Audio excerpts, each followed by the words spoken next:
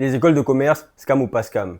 Alors, dans la vidéo d'aujourd'hui, je vais vous parler des écoles de commerce, mon expérience, les arguments contre et pour les écoles de commerce.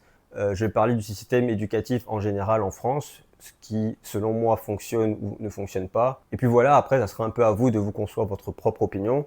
Moi, personnellement, voilà, j'ai beaucoup voyagé, j'ai grandi et j'ai fait mon éducation dans différents pays, dans différents types d'écoles en Afrique. Puis ensuite, j'ai bougé en France pour ensuite intégrer des écoles de commerce en France et en Asie et aussi en Amérique du Sud. Donc voilà, je pense que j'ai une bonne expérience à partager. Et donc après, si vous avez des enfants, si vous avez des petits frères, vous avez des petites sœurs, ça peut être toujours intéressant d'avoir une opinion un peu plus structurée, un peu plus fondée sur ce que c'est les écoles de commerce et si ça vaut le coup ou pas de les envoyer là-bas. Avant d'entrer dans la vidéo, n'oublie pas de t'abonner, de lâcher un like, ça fait super plaisir. Et puis sinon, c'est parti, let's go. L'école, c'est avant tout une structure, ça te force à travailler régulièrement, à te lever, à avoir un rythme de travail et à rendre des devoirs. Et cette compétence, elle va bien au-delà des matières en elles-mêmes. Ça te force à travailler sur des sujets ou des matières qui ne t'intéressent pas forcément. Et ça, c'est un skill indispensable dans la vie d'après, dans la vie d'adulte. Ensuite, si on décide de prendre matière par matière, je pense qu'il y a des matières que je trouve super importantes, en tout cas qui sont super bien exploitées dans le système français, en tout cas mieux exploitées dans le système français que dans d'autres systèmes. Si je prends par exemple l'exemple de la géographie, si je compare le niveau moyen des personnes en France en géographie comparé au niveau moyen des personnes aux États-Unis, je trouve qu'il y a un fossé entre les deux. Et je pense que c'est super important, en tout cas, de comprendre le monde dans lequel on vit, les sujets géopolitiques, économiques. Et ça permet en fait de mieux saisir le monde dans lequel on vit et je pense que c'est crucial. Ensuite, on a les mathématiques. Je ne sais pas si j'ai besoin de souligner l'importance des mathématiques dans le monde dans lequel on vit, mais en gros, les maths, ça te permet de mieux gérer tes finances, ça te permet de mieux comprendre les informations qui sont relayées par les médias, que ce soit des statistiques, des ordres de grandeur. Ça te permet aussi de raisonner de façon logique. De même que j'ai parlé de géographie, l'histoire c'est super important, notamment si tu habites en France ou en Europe de façon plus générale, parce que c'est en fait l'histoire qui a façonné les sociétés dans lesquelles on vit. Que ce soit les guerres mondiales, les révolutions, les avancées technologiques, ça te permet, tout comme la géographie, tout comme les maths, de mieux comprendre le monde dans lequel tu vis.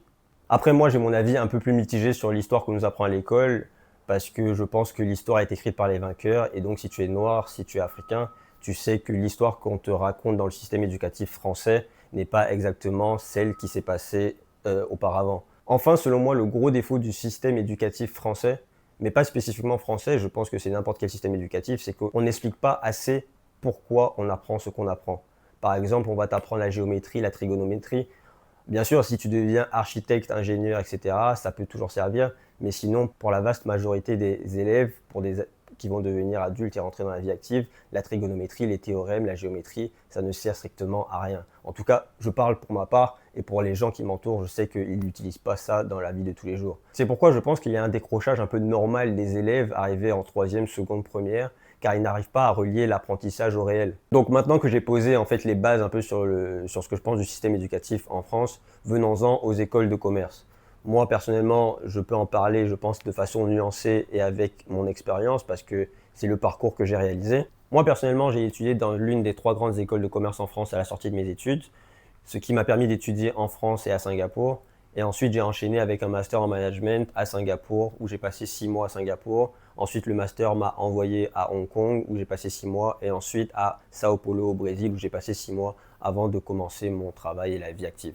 Alors, quand tu rentres dans une école de commerce, il y a plusieurs choses qui te marquent. Premièrement, il y a la liberté, contrairement au lycée et à la prépa. J'ai pas fait de prépa, mais je me doute que c'est comme ça.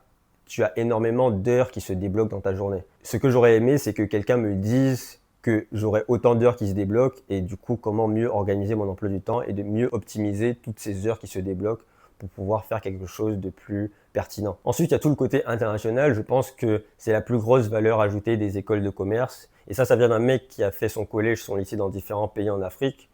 Je pense que ça reste la plus grosse valeur ajoutée parce que ça te permet en fait de découvrir de nouvelles cultures, de travailler avec des personnes qui viennent d'horizons différentes. Ça te permet d'apprendre des différentes manières de travailler également. Et je ne pense pas qu'une autre expérience m'aurait donné cette opportunité tout en me construisant professionnellement à la fois. Ensuite, le point un peu moins glamour, c'est que ce n'est pas challengeant. En fait, quand tu rentres dans une école de commerce, tu te rends compte très vite que pour valider ton année, il te suffit de valider tes crédits. Et pour valider les crédits, bien sûr, ça dépend des professeurs et ça dépend aussi des notes que tu auras. La plupart des professeurs se basent sur les examens midterm et final pour valider leurs cours. Mais ce n'est pas seulement une question de notes. Pour valider le cours, ça peut consister aux examens, aux présentations, à l'assistance au cours en lui-même. Si je prends l'exemple par exemple des présentations orales, alors je n'ai rien contre les présentations orales, je pense même que c'est un super exercice pour évoluer en prise de parole et même en réflexion du tac au tac lorsqu'on te pose des questions. Lors d'une présentation orale dans un cours en école de commerce, tu es mis en groupe avec 4 ou 5 personnes et 80% du travail est fait par 20% des personnes en général. Il te suffit finalement, ce n'est pas un conseil, mais il te suffit finalement de te retrouver dans un groupe à chaque fois avec des personnes qui bossent un peu plus que toi pour ne pas avoir à bosser du tout pendant tes 3 années d'école de commerce. Tu vois ce que je veux dire? Donc, ce n'est pas un conseil, mais c'est la réalité. Moi, personnellement, j'ai pas beaucoup bossé en école de commerce, notamment sur ce genre de présentation où en fait, il y avait toujours quelqu'un qui bossait un peu plus que moi et qui faisait 80% du travail. Et finalement, je m'en suis sorti très bien. Et pour solidifier en fait ce point que les écoles de commerce ne sont pas très challengeants, il y a même des profs qui utilisent le système de la bell curve. La bell curve, c'est quoi? C'est en fait si la moyenne pour passer l'examen est de 10 et que la moyenne de la classe est de 8, alors la moyenne pour passer l'examen sera de 8. J'archifie un peu comme dirait mon pote, mais c'est un peu l'idée. Alors finalement, si on doit parler des arguments en faveur des écoles de commerce, voici les points positifs selon moi. Alors premièrement, on a les intervenants. Ça peut être des personnalités publiques du monde de la politique, des ex-dirigeants, des dirigeants d'entreprise et en tout cas des personnages importants dans le monde professionnel. Moi, je me rappelle, en première année, il y avait Ségolène Royal qui était venue nous faire une conférence. Ensuite, 2 ans ou 3 ans après, il y avait François Hollande qui était venu. Et puis, il y avait aussi un mec de Salesforce qui était venu nous faire une conférence sur l'entreprise, sur ce qu'ils font dans l'entreprise et des possibilités de rejoindre l'entreprise plus tard. Mais je me rappelle, je ne connaissais pas du tout Salesforce et je ne prenais pas le gars au sérieux. Ensuite, comme argument, on a le réseau. C'est peut-être l'argument préféré des écoles de commerce, en tout cas des personnes en faveur des écoles de commerce. Et c'est l'argument le plus ressorti également. Le réseau, en fait, ça permet de créer un cercle vertueux pour tous ceux qui ont intégré une école de commerce, parce que ça va permettre de créer une communauté d'alumni qui vont essayer de se serrer les coudes une fois l'arrivée dans la vie active. Mais ça peut également créer un cercle vicieux pour tous ceux qui n'ont pas fait ce parcours-là. Et donc, c'est à prendre avec parcimonie. Ensuite, on a la marque sur le CV HEC, ESCP ou ESSEC.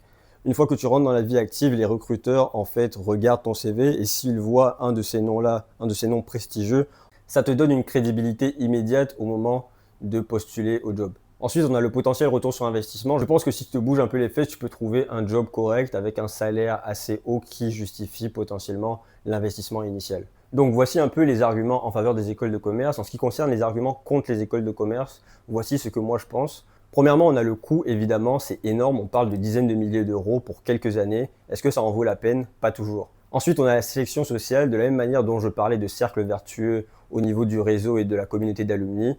Lorsqu'on parle de sélection sociale comme argument contre les écoles de commerce, il faut regarder en fait l'autre face de la pièce. Ce sont des écoles qui reproduisent souvent une certaine élite. Les personnes qui les intègrent se ressemblent plus ou moins en termes de niveau social. Puis on a ce que j'appelle l'illusion du prestige. En fait, beaucoup de gens, moi inclus à l'époque, pensent rentrer dans les écoles de commerce et en sortir transformés. Alors qu'en fait, tout ce que tu apprends en école de commerce, tu pourrais l'apprendre avec discipline et curiosité en ligne. Et les cours dans la plupart de ces écoles ne sont pas révolutionnaires, que ce soit en théorie ou dans leur pratique. Puis enfin, j'ai lu un commentaire sur internet qui disait « Ah, mais dans les écoles de commerce, tu vas se faire des amis pour la vie ». Oui, moi, parmi mes meilleurs amis aujourd'hui, la plupart, je les ai faits grâce à l'école de commerce. En tout cas, je les ai trouvés là-bas. Mais ce n'est pas un argument que tu peux utiliser en faveur des écoles de commerce, à mon avis. Parce que des amis de longue date, tu vas en faire peu importe où tu vas. Donc pour conclure, est-ce que les écoles de commerce, c'est un scam ou pas? Alors si tu as les moyens financiers, que tu veux de la crédibilité sur ton CV, un réseau solide et avoir une expérience internationale incroyable, alors oui, ça en vaut le coup. Mais en opposition, si tu es en galère financière, que tu penses que tu vas rentrer dans une école qui va te faire sortir de là 4 ans plus tard de façon complètement transformée, avec de nombreux skills pour intégrer la vie active, alors clairement pas. Dans ce cas, je pense que c'est une illusion.